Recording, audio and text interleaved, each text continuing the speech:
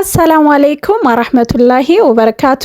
እንዴት ናችሁ? ዛሬ ደግሞ ይዤላችሁ የመጣሁት በምስሉ ላይ የምታዩትን 65 ቅጣል ቆርቆሮ ምን ያክል እንደሚፈጅ በወሎ አካባቢ የምነግራችሁ ይሆናል ማለት ነው። አብራችሁ ይቆዩ። 65 ቆርቆሮ የጭቃ ቤት ለመስራት እንግዲህ የሚያስፈልጋችሁ የመጀመሪያው ቦታ ነው።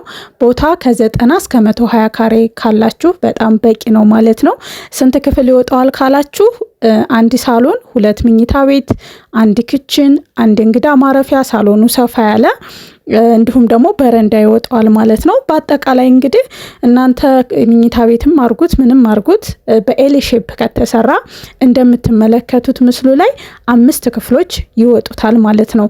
ስለዚህ ቤቱን ለመስራት የሚያስፈልጉ ነገሮችን አሁን አለበት ደረጃ ላይ ልክ እንደምታዩት ደረጃ ለማድረስ ምን ያክል ገንዘብ እንደሚፈጅባችሁ ልክ ቤቱን አቁማችሁ አስመርጋችሁ ያለውን ነገር እስከምትጨርሱ ምን ያክል እንደሚደርስ እነግራችኋለሁ ማለት ነው።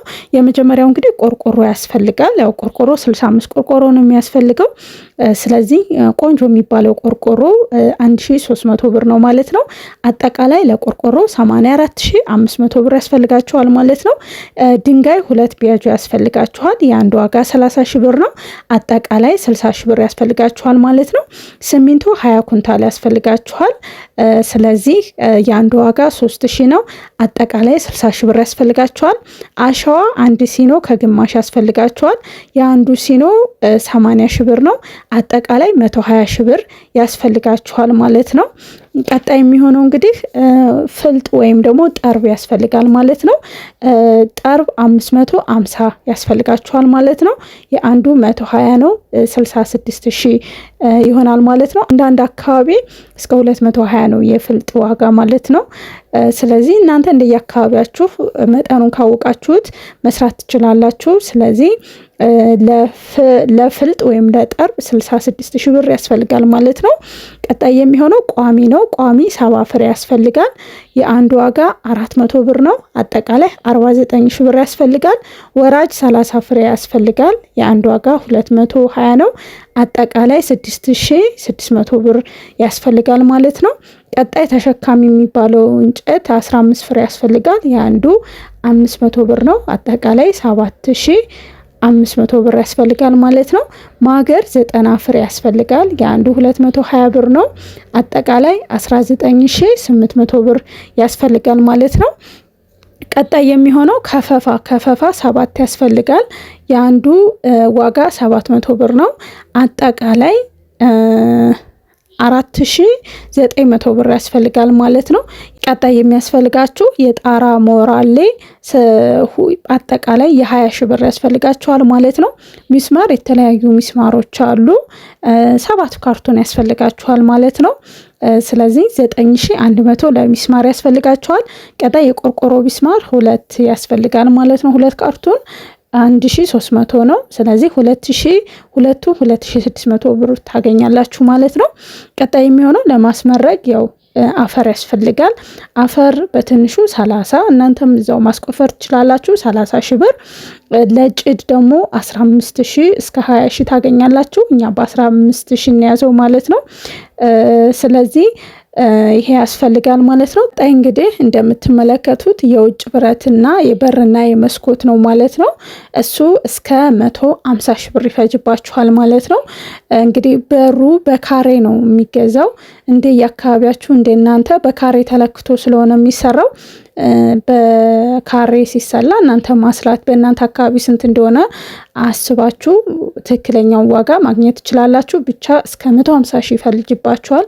የበርና የመስኮቶቹን ምስሉ ላይ እንደምትመለከቱት አይነት ለማስገጠም ማለት ነው። እንግዲህ ቀጣይ የሚሆነው ለባለሙያ ነው። ለባለሙያ አናጺ በወሎ አካባቢ በቆርቆሮ ዋጋ ነው ያናጺ የሚቀበሉት ማለት ነው። ስለዚህ አሁን ቆርቆሮ 1300 ብር ነው። ስለዚህ 65 ቆርቆሮ ከሆነ አናጺዎች የሚጠይቋችሁ 84500 ብር ይጠይቋችኋል ማለት ነው። ቀጣይ ለማስመረግ 35000 ብር ይሆናል ማለት ነው። እንዲሁም ደግሞ የረሳሁት ነገር ካለ አንዳንድ ነገር ማስጓዣ የገዛችሁትን እቃ እዛው አካባቢ ላይ ሆን ይችላል ከቦታ ቦታ የምታንቀሳቅሱበት ለእንጨት ላይ የተለያየ ነገር 100 ሺህ ብር ይዝላችኋለሁ ማለት ነው። አጠቃላይ እንግዲህ አጠቃላይ 65 ቆርቆሮ የጭቃ ቤት ለማቆም ምስሉ ላይ እንደምትመለከቱት ውስጡና ውጩን አስመርጋችሁ እንዲሁም ደግሞ በር ገጥማችሁ የሚፈጅባችሁ ብር 804,500 ብር ይፈጅባችኋል ማለት ነው። እዚህ ጋር ልብ የምትሉት ነገር ደግሞ ይሄ ቤት ገና ብዙ ነገር ይቀረዋል ማለት ነው። ግን እዚህ ደረጃ ለማድረስ የሚፈጅባችሁ 804,500 ብር ነው ማለት ነው። ገና የውጭ ግርፍ አልተገረፈም፣ ኮርኒስ ይቀረዋል፣ ቀለም ይቀረዋል፣ ቤቱ ውስጡ አርማታ ገና አልተሞላም፣ ሊሾ ውስጡን ሊሾ ለማድረግ ማለት ነው። እንደገና የግድግዳ ቻክ ያስፈልገዋል፣ መገረፍ አለበት። ብቻ አሁን ምስሉ ላይ እንደምትመለከቱት እዚህ ደረጃ ለማድረስ 804,500 ብር ካላችሁ እዚህ ደረጃ ያደርስላችኋል ማለት ነው። ቀሪውን እንዲሰራላችሁ የምትፈልጉ ካለ ኮሜንት ላይ አስቀምጡልኝ ማለት ነው። እንዲሁም ደግሞ ይህ ዋጋ እንደየአካባቢያችሁ እንደየሰፈራችሁ ይለያያል ማለት ነው። የእቃዎች ዋጋ እናንተ በርካሽ ከገዛችሁ ባለሙያ በርካሽ ካገኛችሁ እኔ ከነገርኳችሁ በታች ልታገኙ ትችላላችሁ። ነገር ግን ደግሞ እናንተ አካባቢ ብዙ ነገሮች በውድ የሚገዙ ከሆነ ከዚህም በላይ ሊፈጅባችሁ ይችላል ማለት ነው። ሁሌም እንደምላችሁ እንደየአካባቢውና እንደየሰፈሩ ይለያያል ማለት ነው። ማጓጓዣ እኔ አሁን ለአንዳንድ ነገር ብዬ 100 ሺህ ብር ያደረኩላችሁ ላይበቃችሁ ሁሉ ይችላል። ማጓጓዣ እንጨት ከሌላ ቦታ ከሆነ ወደ ሌላ ቦታ የምትወስዱት ብቻ ብዙ ቤት የሚሰራ ሰው ብዙ ወጪ አለበትና እነዛንም ከግምት ውስጥ ማስገባት አለባችሁ ማለት ነው። ሌላው ደግሞ እንድሰራላችሁ የምትፈልጉት ነገር ካለ ኮሜንት ላይ አስቀምጡልኝ። ማወቅ የምትፈልጉት ነገር ካለ ስለ ቤት የተለያዩ ነገር ማወቅ የምትፈልጉትን ነገር ካለ ኮሜንት ላይ አስቀምጡልኝ ማለት ነው። እኔ ይህንን የቤት ዋጋ የሰራውላችሁ በወሎ አካባቢ ነው። ወሎ ብሎ ለራሱ ደሴ፣ ኮምቦልሻ፣ ሀርቡ የተለያዩ ከተሞች ለራሱ የዋጋ ልዩነት በጣም አለ ማለት ነው። ስለዚህ በስመ ወሎ ለራሱ ዋጋዎቹ በጣም የተለያዩ ናቸው። ግን እናንተ የምትፈልጉትን ለምሳሌ 65 ቆርቆሮ 70 ቆርቆሮ መስራት ከፈለጋችሁ የሚያስፈልጋችሁን መጠኑን ካወቃችሁ ለምሳሌ ልክ 70 ቆርቆሮ ለመስራት 70 ቆርቆሮ እንደሚያስፈልጋችሁ ካወቃችሁ የቆርቆሮ ዋጋ ስንት ነው ብላችሁ ነው የምትጠይቁት። ስለዚህ እናንተ መጠኑን እንጨት ምን ያክል እንደሚያስፈልጋችሁ ምን እንደሚያስፈልግ ካወቃችሁ የእናንተን ቤት መስራት የምትፈልጉትን ቤት የዋጋ ግምት ማወቅ ከፈለጋችሁ በአካባቢያችሁ ትጠይቁና ማባዛት ነው የሚሆነው ማለት ነው። ስለዚህ በስመ ወሎ ለራሱ ይለያያል ማለት ነው። የዛሬው ቪዲዮ እንግዲህ ይህንን ይመስል ነበረ። ቪዲዮን ከወደዳችሁት ላይክ፣ ሼር ማድረጋችሁ እንዳትረሱ። ሀሳብ አስተያየትም ካላችሁ ኮሜንት ላይ አስቀምጡልኝ። ሌላ ቪዲዮ እንግዲህ እናንተን ይጠቅማል ያስተምራል ብዬ ባሰብኩት እስከምንገናኝ በያላችሁበት ሰላማችሁ ይብዛ። ባይ ባይ።